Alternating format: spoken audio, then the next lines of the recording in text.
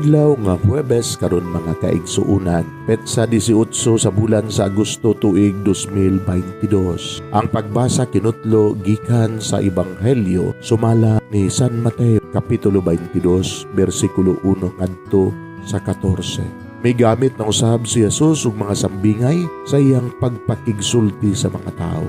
Ang paghari sa Dios sama niini. Adunay usa ka hari nga naghikay ug usa ka kumbira sa kasal alang sa iyang anak na lalaki. Gisugo niya ang iyang mga sulugoon aron pagpahibalo sa mga dinapit nga paadtuon na sila sa kumbira apan mibalibad ang mga dinapit. Busa nagsugo siya laing mga sulugoon ug giingnan niya, sultihin ninyo ang mga dinapit nga andam na ang kumbira. Giihaw na ang akong mga baka og ang mga pinatambok nga nati og nahikay na ang tanan. Pangani na kamo sa kumbira sa kasal. Apan wala magtagad ang mga dinapit og nagpadayon sila sa ilang mga buluhaton. Ang usa miadto sa iyang uma, ang usa sa iyang patigayon, ang uban usab mibira sa mga sulugoon og gibunalan og gipatay. Tungod niini nasuko pag-ayo ang hari. Busa gipadala niya ang iyang mga sundalo og gipamatay kadtong mga nagpatay sa iyang mga sulugoon ug gisunog ang ilang syudad. Unya gitawag niya ang iyang mga sulugoon ug giingnan, andam na ang akong kumbira sa kasal, apan dili angay niini ang mga tawo nga akong gidapit. Busa pangadto kamo sa kadalanan ug dapita sa kumbira ang tanan nga inyong matagbuan. Ug ang mga sulugoon nangadto sa kadalanan ug gidala nila ang tanan nga ilang natagbuan maayo ug dautan ug napuno sa mga tao ang kumbira. Unya misulod ang hari aron pagtan-aw sa mga dapit ug nakita niya ang usa ka tawo nga wala magsulob og biste nga angay sa kasal. Gipangutana siya sa hari, "Higala, yun sa manimo pagsulod dinhi nga wala ka man magsulob sa biste nga angay sa kasal?" Apan wala makatingog ang tawo. Unya miingon ang hari sa iyang mga sulugoon, "Gapusan ninyo ang iyang mga kabutong tiil ug ilabay siya ngadto sa kangitngit sa gawas. Didto maghilak siya ug magkagut ang iyang mga ngipon." Gitapos ni Jesus ang sambingay sa pag-ingon, kay daghan ang gidapit apan jutay ra ang gipili. Mga igsuon, ang Ebanghelyo sa Ginoo. Daygon ikaw o Kristo.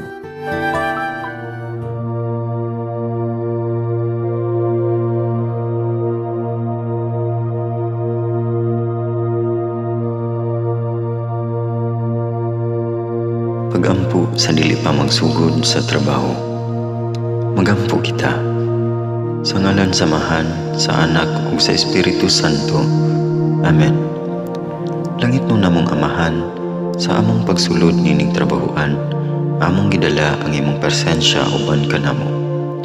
Among gipamulong ang imong kalinaw, imong grasya, imong kaluoy, ug ang imong perpektong hanay sa among mga trabaho. Among gipadayag ang imong gahom labaw sa tanan, diha sa mga butang nga among mahimo, masulti, mahuna-unaan, ug mahukman sulod nining adlaw. Ginoo, nagapasalamat kami sa gasa sa kinabuhi niining bagong adlaw, niining kahigayunan nga kami nakasulod sa trabaho ug mamahimong parte niining nga grupo. Salamat sa mga gasa nga imong gitugyan kanamo. Hamong gamiton kini diha sa pagimaya kanimo.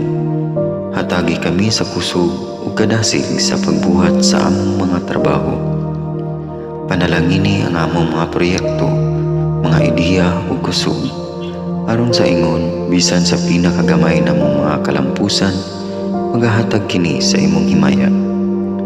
Ubani kami Ginoo sa among pagtrabaho nining adlaw. Puna kini nga lugar sa inspirasyon ug kusog. Tabangi kami nga magtrabaho isip usa ka grupo nga mapakita sa usag-usa ang kamaayo. Himuha kami nga maayo nga makabot namo ang mga butang nga kinahanglan namong buhaton. Himuha kini nga lugar nga puno sa kalipay ug panagihigalaay. Ug kamugaway ug kalinaw ang mapatigbabaw niining dapita. Ginoo, kung kami anaa sa kalibog, giyahi kami. Kung kami muwadaan sa kadasig ug paglaom, dasiga kami. Himua nga ang trabaho nga among gihimo ug ang paagi sa among paghimo niini makahatag unta kini ug hugot nga pagtuo, kalipay ug pahiyom sa tanan nga among mahimamat karong adlaw. Panalangini ang among mga pamilya, among Pinoy-anan, among nasod. Himua nga magmatidud-anon kami sa pagtagad ug pag-amuma sa kalikupan ug sa tanang may kinabuhi diha sa pagbuhat kanamo sa pagkabot sa imong pangandoy alang sa hustisya ug kagawasan. O Ginoo, sa among pagbiya nining lugara, tagay kami sa imong panalangin ug kaluoy sa among pagbiyahe.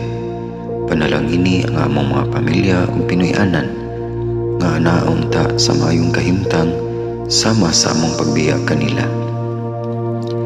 Ginoo, salamat sa tanang butang nga imong nabuhat, sa tanang butang nga imong gibuhat ug sa tanang butang nga imong buhaton pa. Sa ngalan ni Jesus, among giampo diha sa tumang pagigugma ug pagpasalamat. Amen. Sa ngalan sa Amahan, sa Anak ug sa Espiritu Santo. Amen.